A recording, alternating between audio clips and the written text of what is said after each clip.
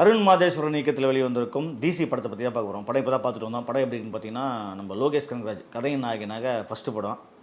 தலைவர் வந்து டைரக்ஷன் தொழிலை விட்டுட்டு ஏதோ இந்த கதை மேலே ஆர்வத்தில் அப்படியே இந்த கதை வந்து அப்பா உலகத்தையே மாற்றி அமைக்க போகுதுன்னு நினச்சின்னு படம் பண்ணார் என்னன்னு தெரில.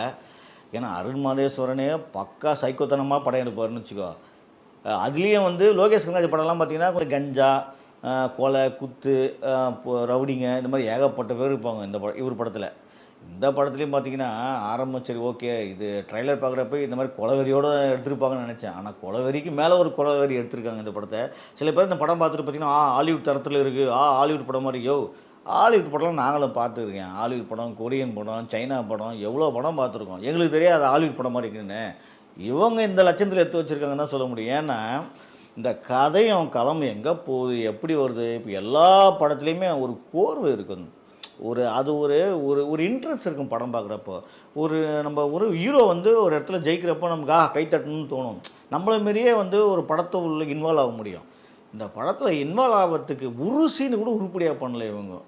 ஏன்னா